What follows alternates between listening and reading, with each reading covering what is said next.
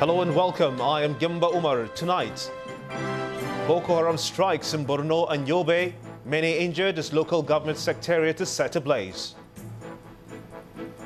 IDPs in Abuja challenge the new government on state of insecurity in the northeast, say they want to return home. And 6 top CBN officials to be arraigned for alleged 8 billion naira fraud. Trial begins tomorrow in Ibadan.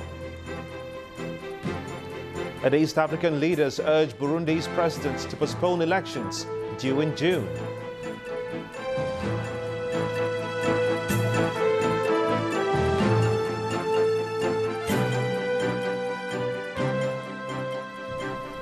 We'll begin tonight from Nigeria's northeast with news that 4 people have been seriously injured after a bomb blast rocked the Moro market in Gamboru area near Maiduguri, the Borno state capital. Well, the bombing comes barely 24 hours after 12 people were killed in a suicide bomb attack on a mosque in the Yankwali area of Maiduguri.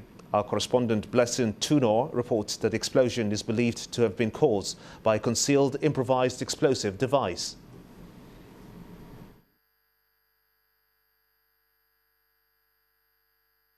These incidents happened just when the people of Maiduguri were trying to recover from yesterday's incident.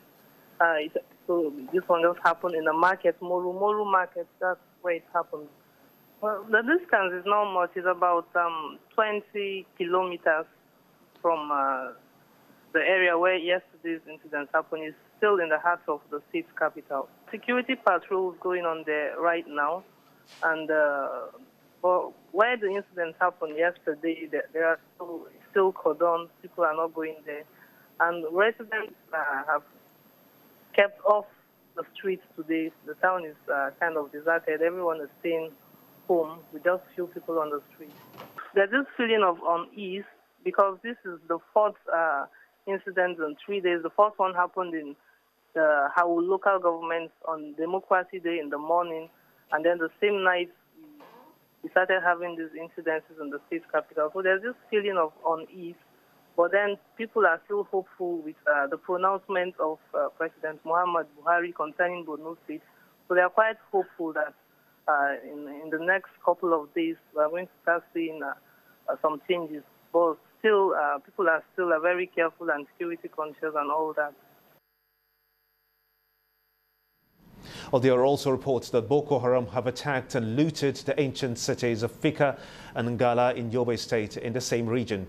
Fika is 150 kilometers west of Damaturu, the state capital, and shares common border with Gombe, all in the northeast. An eyewitness report explained that a group of terrorists launched attacks in 10 communities there.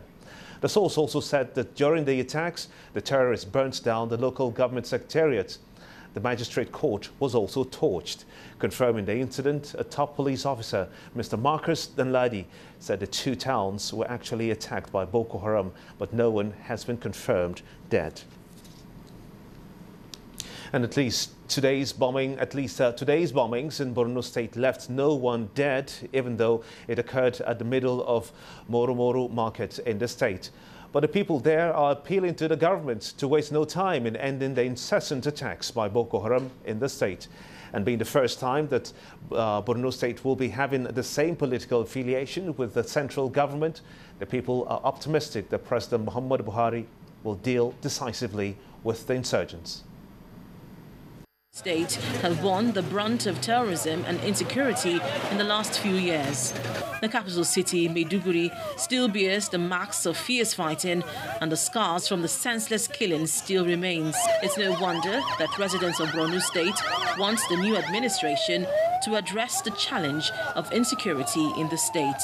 We want to call on this incoming government to first and foremost give a priority to the security challenges bedeviling us in the northeast, particularly here in Borno, because it is an existential threatening security challenges. Residents also mentioned other areas they want the new administration to give priority attention to. In area of education, indeed, not Nigeria, let me talk of Borno. We are educationally backward. We want the President Buhari to focus more on education than any other thing apart from corruption. There is the need for the incoming administration, the government of General Mohamed Buhari, to create job opportunities to take care of this problem specifically. I'm appealing for the government to look into and give a special consideration on girls' child's education, because this thing has been disturbing us. For the past 6 days, all our school has been closed down. The residents of the state also have great expectations from the state government, something the new governor of Borno State is mindful of. We'll make efforts to reopen all our closed down schools in the next 3 months. And how do you go about it? Maybe by making efforts to develop the destroyed towns and villages, especially places like Bama, that have over 200,000, 300,000 of their own people in Maiduguri. Once they move out of the schools, we'll be in a position to restore those schools back to their glorious days. The inauguration ceremonies, both at the federal and state levels, have come and gone. But Nigerians have made their voices loud and clear that they want government at all levels to make life better for the people. Linda Kibe, Channels Television News. And since the handover to President Muhammadu Buhari, Boko Haram have struck 4 times in Borno and Yobe states within a space of 2 days. And this is not only a dangerous sign, but very worrisome situation for a government that is barely 2 days old. Now, here is what Nigerians feel the government should do to rout Boko Haram in the northeast, as well as general reactions on the security challenges facing the country. Victory cannot be achieved by basing the command and control center in Abuja. The command center will be relocated to Maiduguri and remain until Boko Haram is completely subdued. Words from a man trained in the art of war. And war is what he will need to wage if he is to conquer the security challenges that has bedeviled the nation through the years. We are going to erect and maintain an efficient, disciplined, people-friendly, and well-compensated security forces within an overall security architecture. But while the president wants the command center moved to the northeast, there are others who think different. The command and control center, that means the chief of defense staff will have to move to Maiduguri. That means the chief of army staff will have to move. That means the chief of air staff will have to move because all these people are involved. That means even the inspector general of police will have to move also. And mind you, insurgency is just part of the problem. We have the issue of kidnapping. We have the issue of heavy armed robbery attacks on banks and other financial institutions. And I just hope that he will rethink it. What is important now is for us to put our hands all on deck to cooperate and help, the security with informations that will help to curb breaking of the law, because breaking of the law leads to insecurity. On account of insurgency, Boko Haram alone has killed over 20,000 Nigerians, with several injured.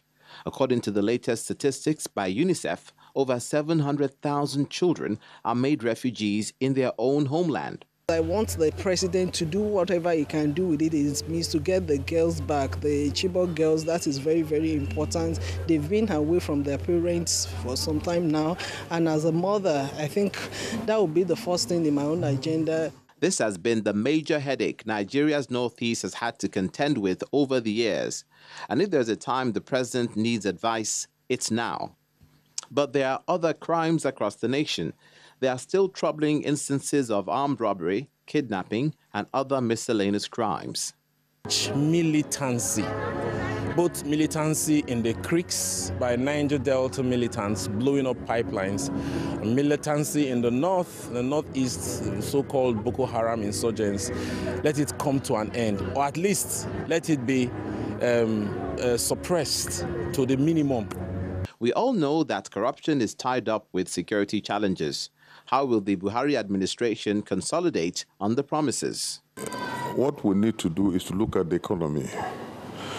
Our economy is not too good, making sure that, and the only way to really make sure that our economy booms is blocking leakages, corruption. We must see that corruption stops in this country.